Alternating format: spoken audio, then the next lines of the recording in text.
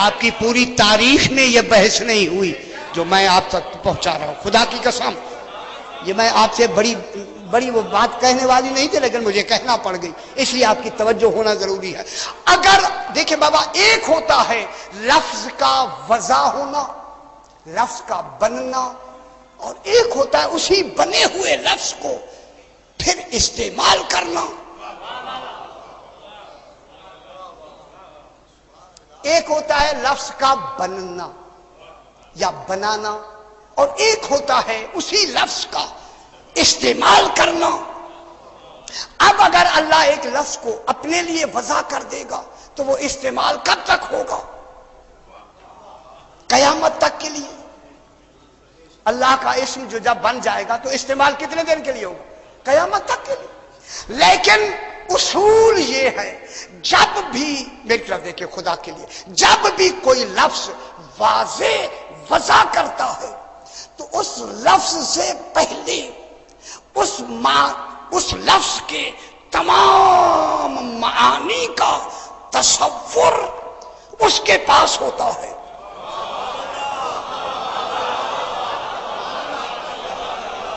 بہت بات میں کر رہا ہوں، ایسی بیان نہیں ہوئی آغا جی، نہیں ہوئی بیان۔ جب بھی کوئی لفظ کوئی وضع کرتا ہے تو اس لفظ کے لیے جو معنی جس میں وہ وضع ہو رہا ہے، اس معنی کا تصور وضع کرنے والے کے ذہن میں ہوتا ہے، تب جا کے وہ لفظ استعمال ہوتا ہے، وضع ہوتا ہے، بن جاتا ہے۔ اب اگر اللہ اپنا اللہ ہونا خود وضع کر کے ہمیں دیتا تو پھر اللہ کا علم تو مخلوق جان نہیں سکتی، پھر اللہ کو ہم کن معنی میں استعمال کرتے؟ غور نہیں فرما رہے آپ؟ جب اللہ کی لفظ وضع فرماتا تو کس علم کے تحت؟ اپنے علم کے تحت، جو اللہ کی توحید کا علم ہے، صحیح توحید کا علم ہے، اسی علم کے تحت وہ لفظ وضع ہو جاتی۔ اب اسی کا علم فقط توحید کو ہی ہوتا، مخلوق کیا جانے اس کا علم کیا ہے؟ ہائے ہائے، پھر اسی اسم کو، لفظ کو استعمال تو ہم نے کرنا ہے، جن کے لیے وضع کیا ہے کرنا ہم نے ہے، وضع اس نے کیا ہے۔ اور پھر استعمال میں شرط ہے کہ لفظ وہ استعمال ہوگا اس معنی میں جس معنی میں وہ وضع ہوا ہے۔ ہائے ہائے، میں بہت بڑی بات کر رہا ہوں۔ استعمال بھی اسی معنی میں ہوگا جس معنی میں وہ وضع ہوا ہے۔ اللہ کا علم کون جانے؟ پھر اللہ کو کون سمجھے کہ اللہ کے معنی کیا ہے؟ میں کتنی بڑی بات کر رہا ہوں۔ اسی لیے اللہ نے رسول سے کہا، رسول یہ لفظ اللہ بھی تو کہے تاکہ تیرے علم میں آ جائے کہ اللہ ہوتا کیا ہے۔ ہائے ہائے، غور نہیں فرما رہے۔ اس میں اللہ کو وضع تم کرو اے آل محمد، اس میں اللہ کو تم بناؤ، وضع مانے بنانا، اس کو بناؤ اللہ کو، اور بناؤ گے تو تمہارے علم میں اس اللہ کے معنی کا تصور ہوگا۔ جب تم اپنے معنی میں اسے وضع کرو گے تو تمہیں استعمال کرنے میں آسانی ہو جائے گی۔ تو پھر استعمال کس معنی میں ہوگا؟ جس معنی میں وہ وضع ہوا ہے۔ اسی لیے اللہ نے کہا میرا حبیب کل هو اللہ احد، تو کہہ دے کہ وہ احد ہے۔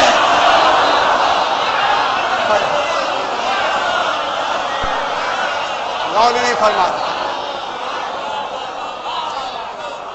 کون کہہ رہا؟ میرا حبیب تو کہہ دے، تو کہہ دے هو اللہ احد، ہوا بھی تو وضع کر، اللہ بھی تو وضع کر، احد بھی تو وضع کر، استعمال تو تو نے کرنا ہے۔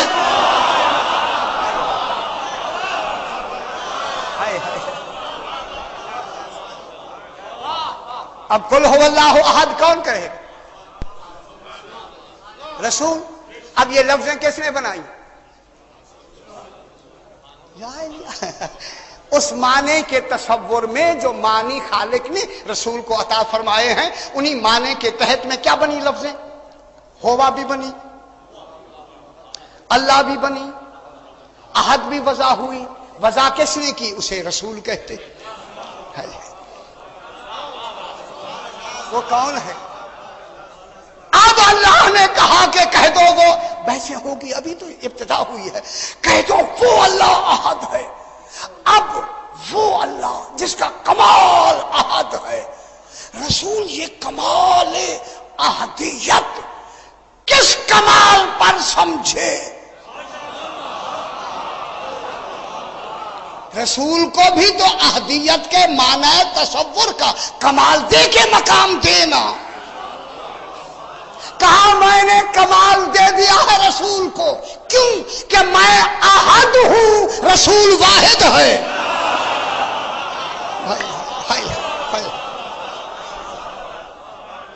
کیا کہہ رہا ہے خالق؟ کہ میں احد ہوں،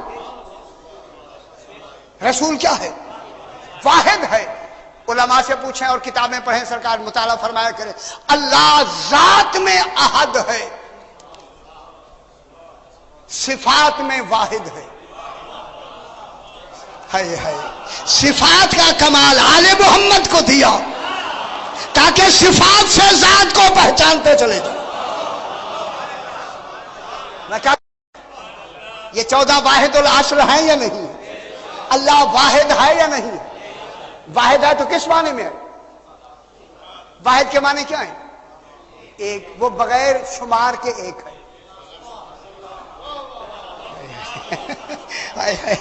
اللہ بغیر شمار کے ایک ہے. ایک ہے. غور نہیں فرما رہے؟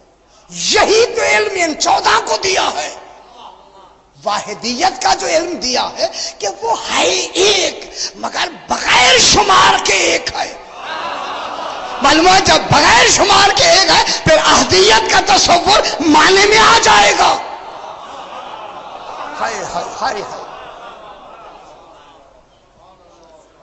میں کیا کہہ رہا ہوں؟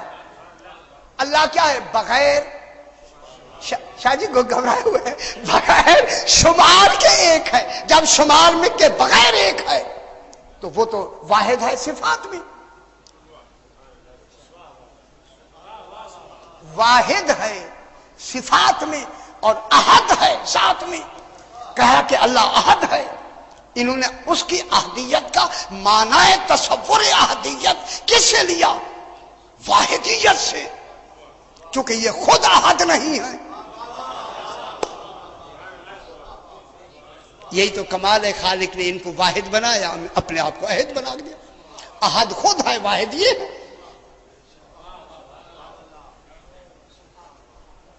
واحد کون ہے؟ آل محمد. واحد صفات میں واحد ہے، ذات میں احد ہے. اب جنا اچھا یہاں باتیں بہت ہیں، میں چاہتا ہوں کہ ایک درمیان سے ایک بات کو نکالتے ہیں.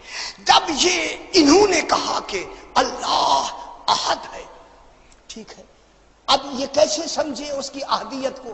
ان کے معنی تصور میں احدیت کیسے آئی؟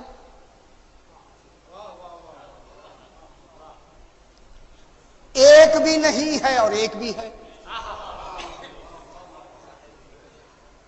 احد بھی ہے، واحد ہے، لیکن ایک کے شمار کے بغیر ایک ہے. تو اب ان کو احدیت کا جو تصور آیا واحدیت کے اعتبار سے، چونکہ احد کوئی ہو نہیں سکتا، سمجھانا بھی ہے، لہذا تو واحد ہو کے میری احدیت کے لفظ کو وضع کر دو.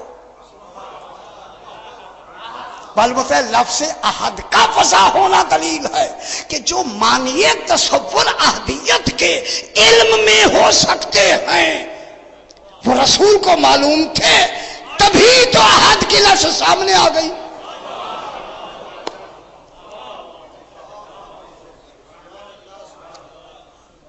اب جناب اب بات تو آپ کی باری، اب آپ کی ہماری اب آتی ہے. یہ تو میں نے بات کی ہے ویسے، اب آپ فرمائیں جناب، آپ اللہ کو مانتے ہیں، احدیت کے معنی آپ کے ذہن میں ہیں؟ ابھی ویسے ہو گئی ہے، اللہ کے معنی آپ کے ذہن میں ہیں؟ انہوں نے تو اللہ کے لفظ کو بھی وضع کیا، ہوا کے لفظ کو بھی وضع کیا یا نہیں کیا؟ جب کیا تو آپ ہوا جانتے؟ نہیں، نہیں، بالکل ساری باتیں نہیں میں آئے گی۔ اللہ کو اس کے معنی تصور جانتے ہیں؟ نہیں۔ احد کو جانتے ہیں؟ نہیں۔ پھر مانتے کسے ہیں؟ اور نہیں فرما رہے؟ ہاں میں آپ سے سوال ہے ہوا بھی نہیں جانتے، اللہ کی کا معنی تصور بھی نہیں رکھتے، احدیت کا معنی تصور بھی نہیں رکھتے، پھر بھی مانتے ہیں اور مان کے مومن بھی ہیں۔ اور نہیں فرما رہے؟ پھر ہم مومن بھی ہیں یا نہیں ہے؟ نہیں، اگر کوئی نہیں ہے تو ہاتھ کھڑا کرے، کیونکہ یہ ذرا درس کیا ہے، ذرا آپ جو پریشانی تھکاوٹ ہے وہ ذرا دور ہو جائے۔ ہم جب اللہ کو اللہ مان رہے ہیں، معنی تصور نہیں ہے، احد مان رہے ہیں، معنی تصور نہیں ہے، ہوا مان رہے ہیں، معنی تصور نہیں ہے، پھر بھی مان کے مومن ہیں، پھر کون سا کرم ہے کہ ہم مومن ہیں؟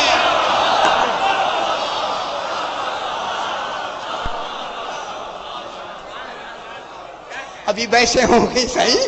فرمائیں ذرا فرمائیں، پھر وہ کون سی ایسی اچھوتی بات ہے؟ مومن ہے، متقی ہے، زاہد ہے، ولی ہے، کلندر ہے، غوث ہے، کتب ہے، ابدال ہے، یہ جو درجے چلتے چلتے کہاں تک پہنچ گئے، یہ سارے درجے مل تو گئے، لیکن نہ اللہ کا معنی تصور رکھتے ہیں، نہ احد جانتے ہیں۔ جب توحید ہی نہیں جانتے تو آگے کیا ہوگا؟ بحث تو بعد میں کریں گے نا۔ اے اللہ، یہ سارے کمال تم نے ہمیں مومن بھی بنا دیا، متقی بھی بنا دیا، ولی بھی بنایا، غوث بھی بنایا، کلندر بھی بنایا، کیوں بنایا؟ فرمایا تم نہیں جانتے کہ میرا معنی توحید کیا ہے، میرا معنی ہویت کیا ہے، میرا معنی الوہیت کیا ہے۔ تم کو میں نے مومن بنایا ہی اسی لیے ہے، ان 14 نے کہا تم نے مان لیا۔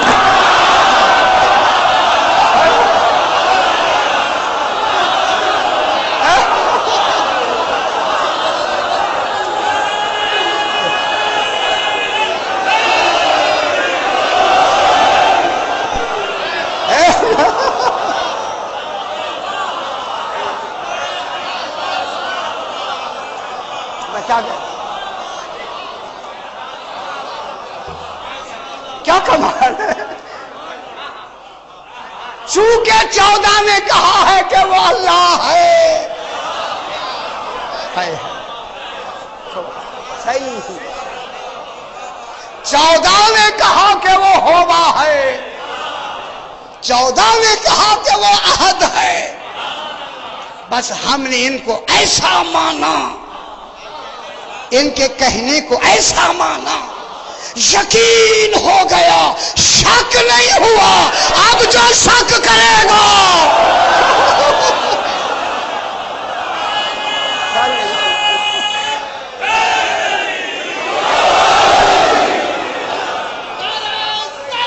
اللہم صلی علی محمد وآل محمد۔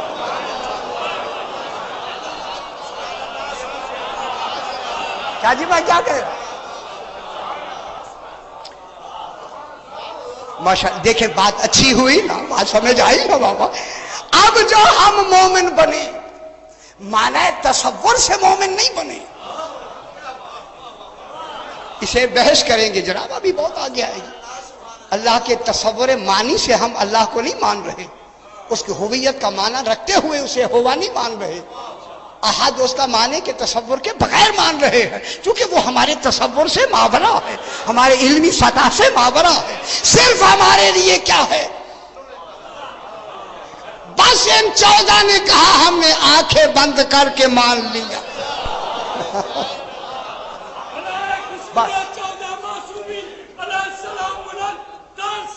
اللہم صلی علی محمد و آل محمد. اب بھی ہے تھوڑی سی بات ہے. میں ذرا دیکھوں ذرا کریں نا تھوڑا سا. آل محمد کہیں ذرا ٹھہرو. میں کیا کہہ رہا ہوں؟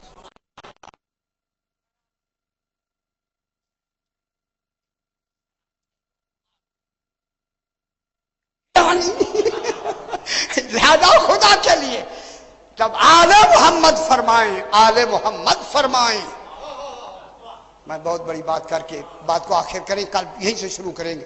جو بات آل محمد فرمائیں، سرکار نے فرمایا اگر تمہاری سمجھ میں نہ آئے بات ہماری طرف پلٹا دیا کرو، انکار نہ کیا کرو.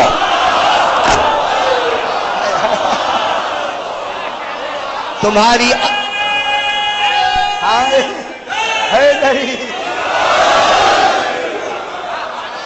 جو باتیں تمہاری عقلوں میں نہ آئیں، تمہاری عقلیں بھی کوتا ہے، تمہاری علم بھی کوتا ہے، تمہاری عقلیں ناقص ہیں، علم ناقص ہے، سوچ ناقص ہے، فکر ناقص ہے. ہو سکتا ہے کہ فکر ناقص میں ہم نہ آئیں، تمہاری ناقص علم میں ہمارا معیار تصور نہ آئے، انکار نہ کیا کرو، وہ ہماری طرف پلٹا دیا کرو، پھر ہم جانے تم جانے.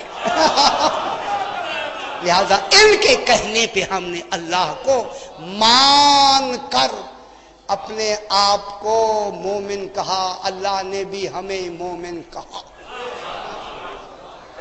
پروردگار بدفعل محمد و آل محمد.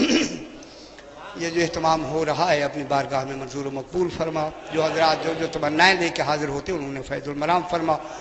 خصوصاً مجھے کوئی بیمار صاحبان انہوں نے فرمایا کہ جو بھی فرماتے ہیں یاد نہیں رہتے، ان کی تمام مدعاؤں کو اپنے مقاصد میں فیض المنام فرما.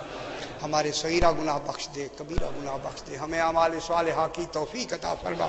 ان مجالس کے بانیان کے مرحومین کے لیے، اپنے اپنے مومنین و شہداء کے لیے سورہ فاتحہ. بسم اللہ الرحمن الرحیم.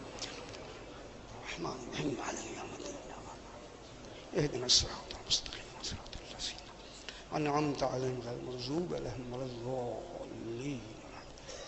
ربنا تقبل منا انک انت السمیع العلیم. رب زدنا یقینا وعلیکم بالصالحین محمد